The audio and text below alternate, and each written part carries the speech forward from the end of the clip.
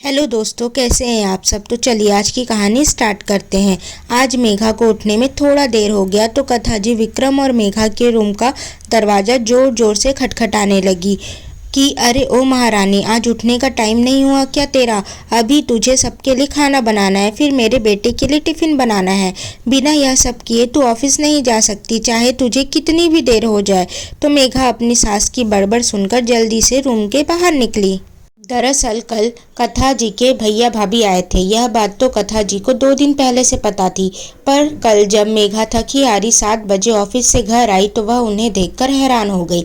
मेघा के आते ही कथा जी ने कहा कि बहू, आज खाने में अच्छे अच्छे पकवान बना, मेरे भैया भाभी बहुत दिन के बाद आए हैं। तो मेघा जल्दी से कपड़े चेंज करके किचन में गई और किचन से सासू माँ को आवाज़ लगाते हुए कहा कि माँ जी, थोड़ा किचन में आइए। तो कथा जी किचन में मेघा के पास गई तो मेघा ने कहा कि मम्मी जी, आज ऑफिस में ड्रॉर खोलते हुए मेरे हाथ में जोर से लग गया, जिससे इसमें सूजन आ गई है।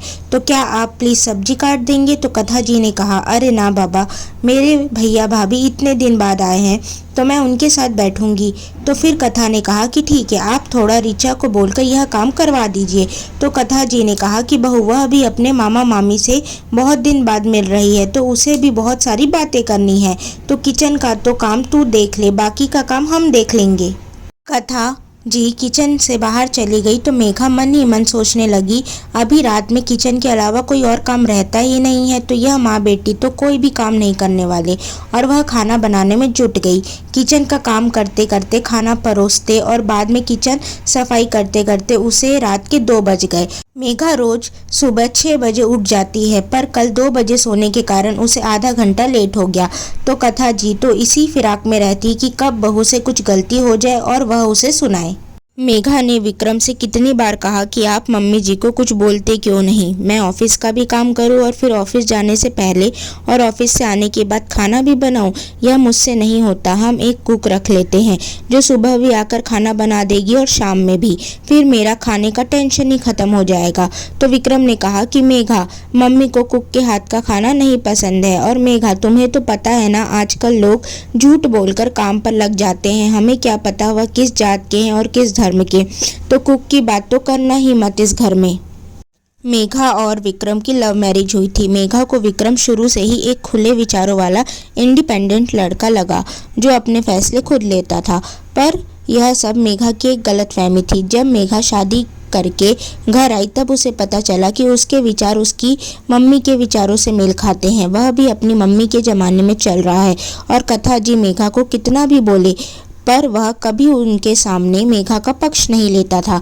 कथा जी को तो मेघा शुरू से ही थोड़ी नापसंद थी, पर अपनी बेटे की खुशी के लिए उन्होंने शादी के लिए हाँ कर दिया। कथा जी को मेघा का जॉब करना भी पसंद नहीं था, पर मेघा ने शादी के पहले ही यह क्लियर कर दिया था कि वह जॉब करेगी चाहे कुछ भी हो जाए, और उसकी सैलरी भी 45,000 थी। उसके कारण कथा जी को ना चाहते हुए भी उसे जॉब करने की परमिशन देनी पड़ी।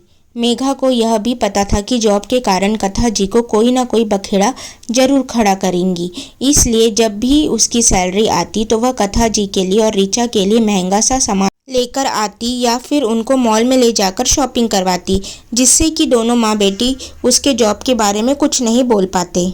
खैर, आज की बात ही ले लो। मेघा को उठने में लेट हो गया, जिसके कारण उसे खाना बनाने में भी लेट हो गया, क्योंकि मेघा ने शादी के पहले कभी खाना नहीं बनाया था। तो अभी शादी के बाद उससे खाना इतनी जल्दी नहीं बन पाता।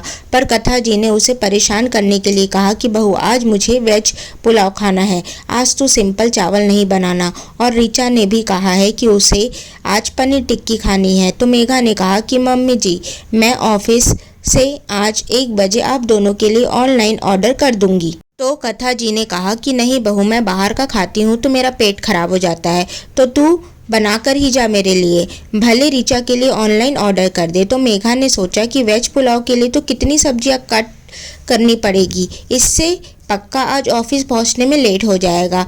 आज एक इम्पॉर्टेंट मीटिंग भी है।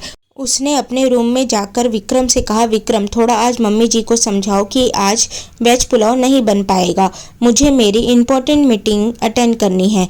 तो विक्रम ने कहा कि यह तुम्हारा मैटर है, तुम इसको देखो, तुम्हें कैसे करना है, और अगर मम्मी ने बोला है तो बना कर ही जाओ।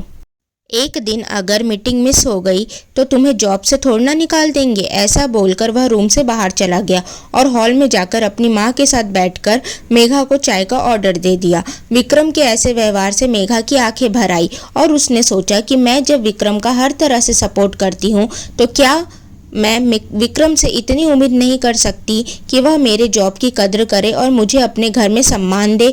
यह सब सोचते सोचते मेघा फिर से अपने काम में जुट गई। उसे आज ऑफिस पहुंचने में 1 घंटा लेट हो गया, जिससे कि उसे बॉस की डांट पड़ी, वह अलग। लंच ब्रेक में मेघा लंच न करके शांति से उदास चेहरे के साथ अपने चेयर में बैठी थी। तभी उसकी फ्रेंड नेहा उसके पास आई और कहा कि चल मेघा लंच करते हैं। तो मेघा ने कहा कि आज मेरा मन नहीं है। तो नेहा ने पूछा कि कुछ हुआ है क्या, तेरा मूड क्यों ऑफ है। तो मेघा ने विक्रम और कथा जी की सारी बातें नेहा को बताई।